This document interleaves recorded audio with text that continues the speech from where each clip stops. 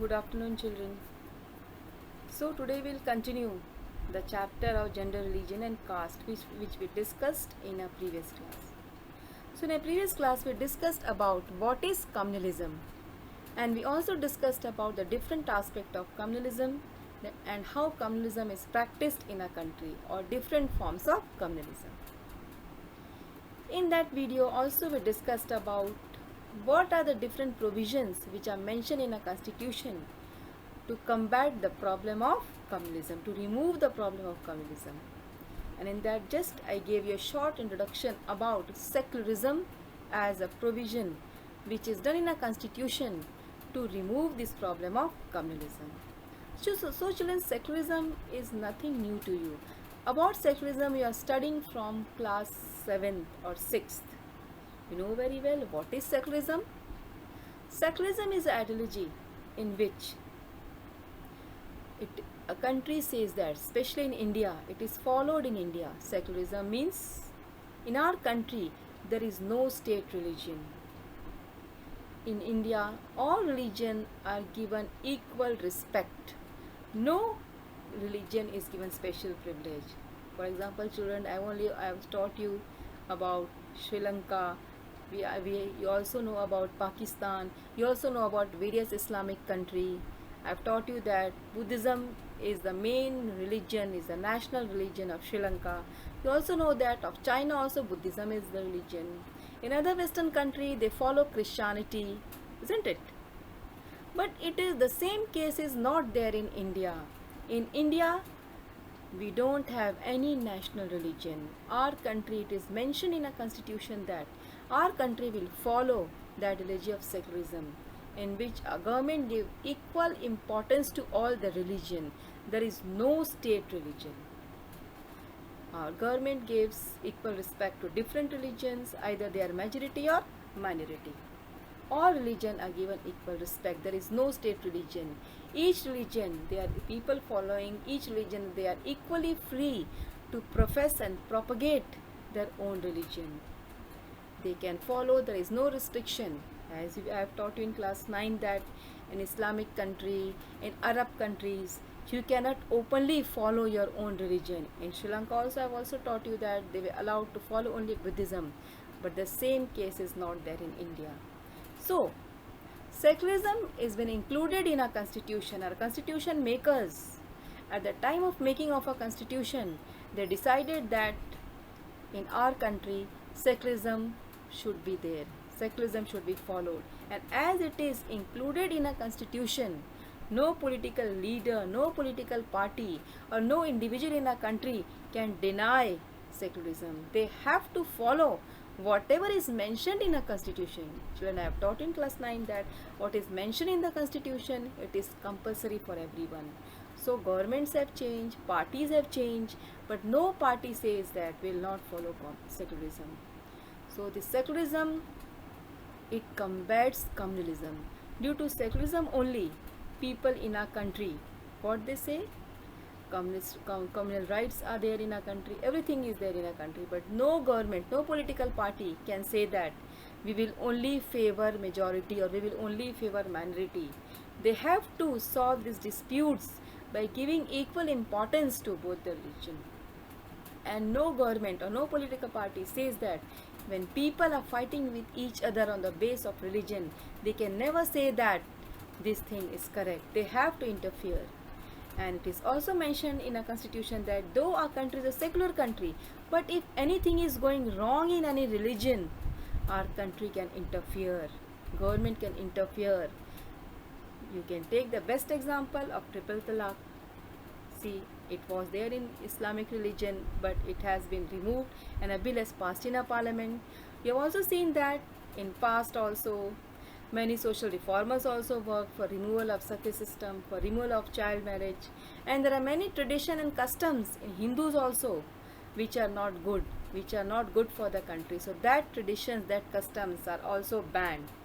So on the name of secularism, we cannot practice the wrong things which are written in different religion. So secularism is only the way through which the evil of communism can be removed from our country. And this secularism is just included in a constitution, and due to which legally people cannot fight on the name of religion, because ultimately they know that India is a secular country. If communal rights is not legally allowed, no religion can dominate another religion, and everyone have to live peacefully with each other, and due respect should be given to every religion. So secularism is ideology through which the following of communalism can be combated, can be removed. The children, though secularism has been mentioned, but you see that still communal rights are prevailing in our country. Still you see many cases, you see the news channels. In different states, you see many events of communal rights, and recently we have seen what has happened in Delhi. Different cases have taken place. So, just by making law, just by making rules and regulations, everything cannot be controlled. The main thing is that until and unless people of the country will not realize that they are one, they are living in one nation, no matter what is the religion, they should live peacefully with each other. Everyone as the children of one God, either Hindu, Muslim, Sikh, Christians, all are one. We are Indians. If this moral value is not developed in the people of the country, no secularism or any other policy cannot reduce the cases of communal rights in our country. So along with secularism, it depends upon the mentality of the people. The mental status of the people should be changed. They should be realized. They should realize that what we are doing, if we are making differentiation between people of different religion, if we are fighting on the name of religion, and these politicians, if they are creating differences among the people, and ultimately these politicians, they all are one. Who are the sufferers? The innocent common people. They are the sufferers. They die due to these evil practices of our political parties, and these political parties, they do all these things to create their vote banks so that they get vote of different religion for their own personal benefit. They do all the things, and this thing should be realized by the people of the country. They should see that this feeling of communalism should not be there. People following different religion should live peacefully with each other. Then only this feeling of communalism can be removed. So children, today we have discussed in this part regarding what is the strongest weapon through which communalism can be removed from a nation, and this is secularism. Now, the question that can come from this part is, discuss or mention the way through which communalism can be removed or minimized in our country. And children, if this question comes in your exam, you have to give the answer what I have discussed now. And the answer is through the policy of secular state. So this we have discussed about secularism. Now children, we shall discuss the last part of the lesson, and that part is politics and caste and politics. That how these things are practiced in our country. So there are two aspects that we will discuss. First, we will discuss about caste and politics. How caste and politics are intermixed in our country, and what are its results. In the last part, we will discuss about politics and caste. So children, we will start with caste and politics. What is caste? So when we will start discussing caste, we will go to our Varna system. In our country, the division of caste was done according to Varna system. That means Hindus different division was there. That is Vaishyas, Shudras, Brahmins and Kshatriyas. And there was occupational division of labor. People in our country, they did the work according to their occupation. So a feeling of caste was developed in past. But as the time passed, as the urbanization took place and various changes took place in our country, and how this caste system was removed, and what was the reason for reduction of caste system. This was due to some socio-economic changes that took place in our country.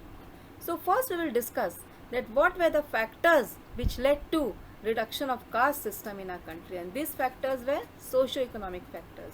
And in socio-economic factors, the first point is urbanization. people started migrating from rural areas to urban areas in search of jobs. And what happened due to this?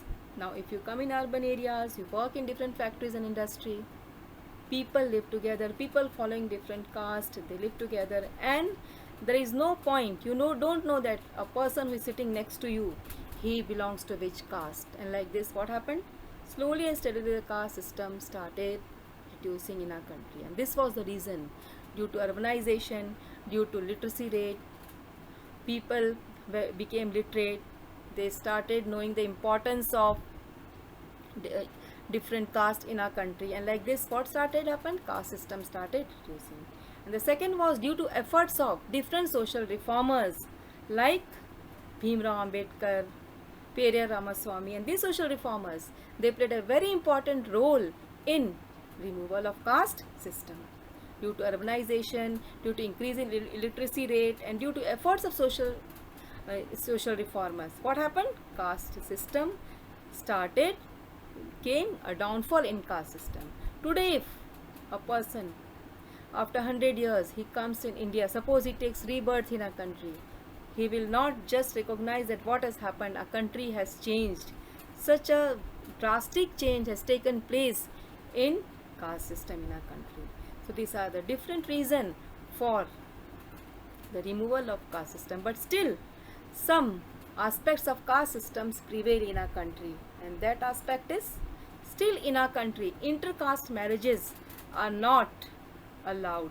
Means still intercaste marriages are taking place in our country. But then also, if you ask your parents that whether they prefer marriages in caste or the society, they will give first preference to do marriages in caste. So this one aspect of caste system is still prevailing in our country. Many changes have taken place, but still intercaste marriages are not easily allowed in our country. So caste system changes have taken place, many development has also taken place, but due to different social reformers, due to urbanization, but still certain aspects are there. So children, today we have discussed about some aspects of what is caste, what is casteism, and what are the different reasons due to which downfall has taken place in caste system. Now we will discuss the second aspect, that how caste and politics is intermixed with each other. How people in our country, how are different politicians, they intermix caste and politics. These children will start. I'll give you example that what is happening in our country at the time of elections. At the time of elections, our different political leaders, they don't give tickets to different candidates on basis of their merits, on basis of their qualities. They give tickets, they give a chance to contest election on the basis of their caste. They see the caste composition of the area. Suppose if there is one area in Patna, and in that area a particular caste has a majority, so the different political parties don't see that they have to give the tickets, they have to give a chance to a person who is of good character, who has got a good leadership quality. They give ticket to that person who belongs to that particular caste in which the majority caste composition is there. So politics of caste and practice of caste and politics is mostly done by a politicians at the time of election. You see that at the time of election campaigning also, they utilize the name of different caste. They just give different slogan which are based on caste. Though it is written, though it is mentioned in code of conduct that I have taught in class 9 that you don't have to use the name of any caste for asking votes, but then also our politicians never follow that. At the time of election, they just, in the slogans also, in the speeches also, they utilize the name of different caste, and this is not good. So like this is how different political parties or different politicians, they intermix caste and politics. And due to this, what happens? A person with good leadership quality who wants to serve the nation, they don't become the leaders, and the people, those who don't have quality, they come to power. This is how intermixing of caste and politics is done. And there are various other things which are done by a political leaders to intermix caste and politics. So children, today we have discussed about what is caste system, how intermixing of caste and politics has been done, And we have also discussed about what are the reasons which has led to downfall of caste system in our country. And a separate question comes from this part. So children, now I'll tell you that which type of questions come from the part that I have taught you. We have discussed today regarding secularism, that how secularism is the strongest weapon to remove the or to reduce the feeling of communalism. So separate question can come that discuss what is secularism and how it has played an important role in removing communism in our country. The second question can come from the part of caste and politics. In that it can come that what is caste and politics and how it can be intermixed. Second most important question that comes from this part is what are the different reasons or what are the socio-economic reasons which has led to removal of caste system. And in this question you have to write about socio-economic means economic. I have taught you that how people have migrated from rural to urban area for search of jobs, and due to this how literacy rate has also increased in our country. People have realized that caste is not everything, everything is the humanity of the people. And the next we have discussed about the efforts done by the social reformers to remove the problem of casteism in our country. So children, we have discussed this much today. In our next video, we will discuss about the last part of the lesson, that is how caste is intermixed with politics and how this practice has been done, and the end will discuss about politics in caste. So thank you children, we will continue in our next video.